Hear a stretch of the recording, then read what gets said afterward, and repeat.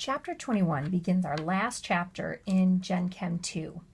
And Chapter 21 is on electrochemistry, chemical change, and electrical work. So if we look at our summary sheet that we have here and the 5 skills that are important for us to understand, the first is on balancing redox equations. So we begin with a little bit of a review as to what redox chemistry is. And while in Chapter 4 in Gen Chem 1 we learned to balance redox equations looking at oxidation numbers, we learn a new method to balance redox equations in this chapter. So we'll go through that systematically and understand how to balance equations in both acidic and basic solution. We then move on and look at voltaic cells, particularly voltaic as galvanic cells, kind of thinking of batteries.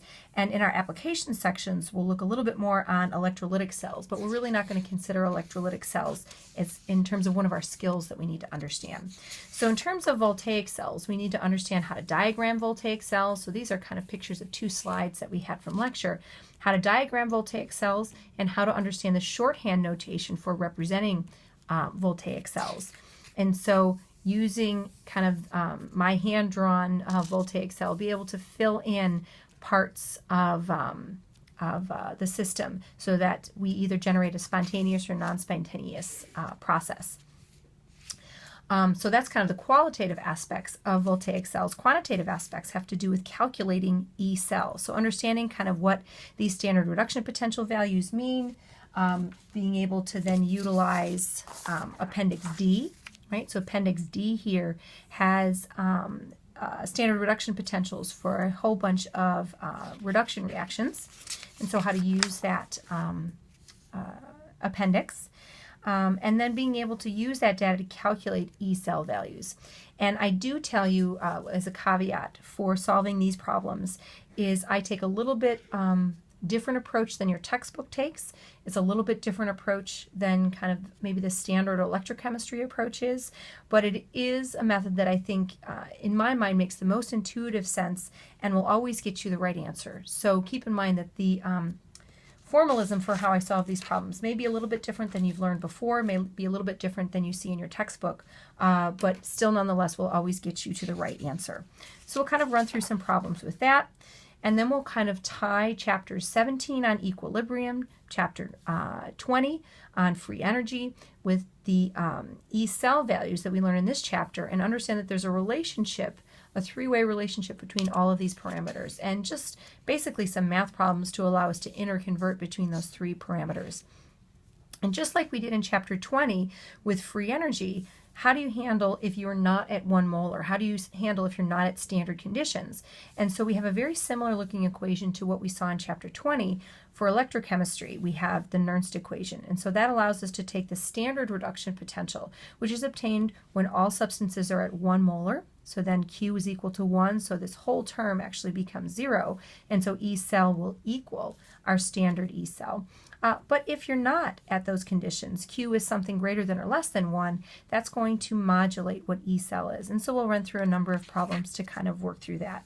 So those, again, are the 5 skills that are important for us to understand from Chapter 21. Our last lecture on Chapter 21 will actually just deal with applications of this. There's not any specific skills to kind of learn with that. That's just kind of meant to be a neat kind of summary of a lot of Gen Chem 2 and kind of applied to electrochemistry.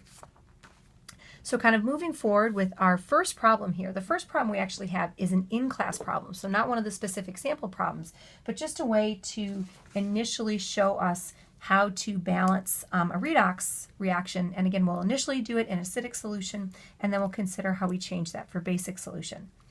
So we're going to have 4 steps that we have here. We'll run through them in detail as we go through, but the first step has to do with writing half reactions, balancing the half reactions, scaling half reactions so that the coefficients allow for the electrons gained in a reduction to be those lost in an oxidation. And then the last step is adding these balanced half reactions together and finally putting back in states of matter. I'm fine as you go through these half reactions to not include aqueous and solid and liquid, as long as we make sure to put them together for our balanced half reaction. And at the end, even though this initial problem doesn't necessarily ask it, we'll learn how to fix this so that we can balance a redox equation in basic solution. So here again is the standard, what we call skeleton reaction that we get. And we call it a skeleton reaction because, for example, you can't go into a shelf in my laboratory and grab some dichromate off the shelf. This is an ion, and it has to be part of a counter ion in a salt. So, for example, you might have sodium dichromate that you grab off the shelf, or potassium dichromate. But these are really the only species that are important for the redox reaction. The other ones are spectator ions. So this is the skeleton equation. And so we need to divide that skeleton equation into two half reactions. So to do that, we're going to look for oxidized and reduced forms of one species, and we'll pair them together. Much like when we were looking at acid-base chemistry and we were trying to find conjugate acid-base pairs, we looked for molecules that were similar by plus or minus a proton. So in this case, we're going to look for molecules that kind of have similar parts to them. So you can see that chromium is going to be matched up over here, and then iodine and iodide are going to be matched up there. So we can kind of, in this instance, easily pick out who the pairs are.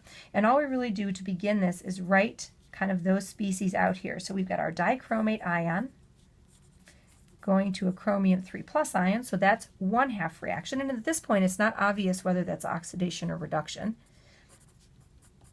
And then iodide going to iodine. And clearly we can see that these aren't balanced, right? We've got oxygen here and none over there, 2 chromium and 1 chromium, and same over here. So then we need to think about how we balance them. And so balancing them actually involves a few steps, and we'll take it for each one of these. The first thing we do is balance any atoms other than oxygen and hydrogen, since those tend to be things that are going to be present in only one other species. After we do that, we balance oxygen atoms by adding water, balance hydrogen atoms by adding H+, which means we're doing this in acidic solution. And then once we do that, we balance the charge by adding electrons to the side that will create a charge equality on both sides. So let's run through this with both of these and again apply this systematic methodology. So we've got our skeleton equation here. So the first thing we do is balance atoms that are not oxygen and hydrogen. So in that case, that's the chromium. So we need to add a 2 over here. That's the only thing we need to balance that's not oxygen or hydrogen. We have 7 oxygens over here, which means we need to add 7 waters over on the other side to add those 7 oxygens over there.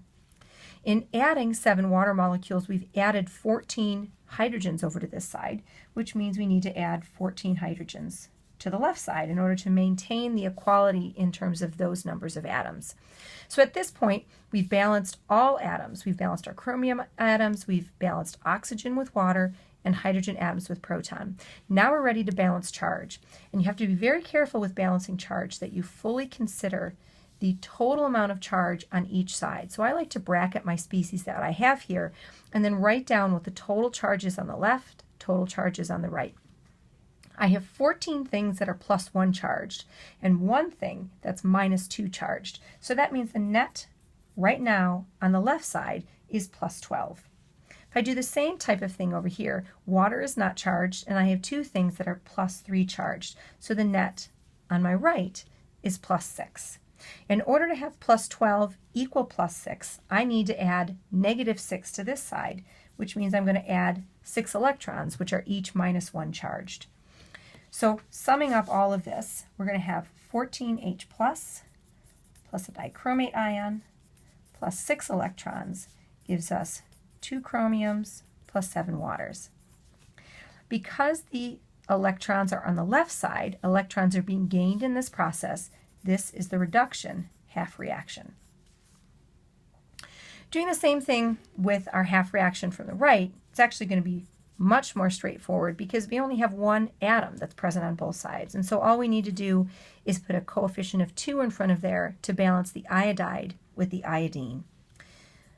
Right side, again, is going to have a charge of 0. Left side is going to have a net charge of -2. So we need to have 2 electrons that we have on the right side so that the net charge is -2 on the right to match the net charge of -2 on the left. Just kind of writing this equation down here,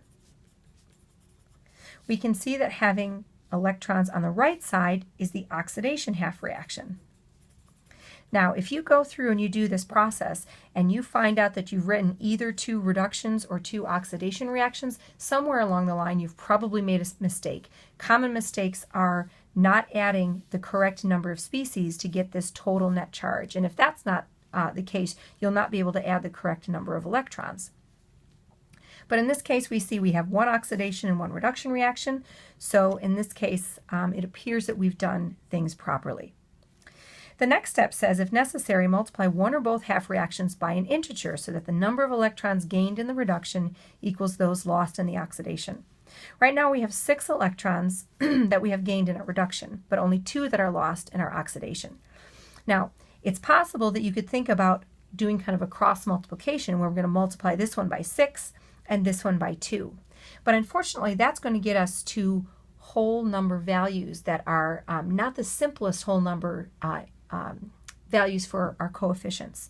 So try to make sure that you can see what would be the simplest factor to multiply by. And in this case, multiplying our oxidation half reaction by 3 is going to get to the 6 electrons that we need in our oxidation to match the 6 that we need in our reduction. What we need to do here is add both of these together. So I'm going to be very careful. I'm not going to rewrite this reaction right now, but I'm going to realize that there's 6 iodines and then 3 iodine. There's 6 iodides and 3 iodines here with our 6 electrons. Remember, when we add these together, our electrons will cancel out. So what I'm going to do here is I'm going to write anything that was on the left side from either of these reactions will be on the left side of our sum. So again, I'm going to have 14H plus, and because we're going to include states of matter here, aqueous, we've got our dichromate ion, again, aqueous. The electrons here are going to cancel with the 6 electrons that we'd have over there. So I'm not going to write electrons, but I do have to consider the 6 iodide ions, aqueous, from the left side of our oxidation reaction. Now I'm ready to include anything that was on the right side. So that's going to be 2 chromium ions, again, aqueous, 7 waters, and then 3 iodines. And this again up here indicating that it was a solid. So we're going to have that as a solid there. So at this point, you can always do a double check and go through and check that all of your atoms balance, and they should if we considered that we balanced our half reactions properly. You also can go and balance charge here, and the charge should balance. So at this point, we should have a fully balanced reaction in acidic solution. So the last step here is if the problem asks you to balance it in basic solution. Basically what that means is we have to get rid of any H+. So we're going to add the same number of OH- ions as there are H+ ions, and to maintain our balanced equality, we need to make sure that we add them to both sides of our half reactions. I like to actually balance the combined reaction because I feel like it's a little bit simpler to do. I think your book goes through and balances the half reactions and then resums them. But since we already summed these up, let's go ahead and just do that with our balanced combined reaction here. So if we add 14 OH minuses here, and again, we need to make sure to add them to both sides. What happens is H plus and OH minus create water molecules. So all of these are going to go together to make 14 water molecules.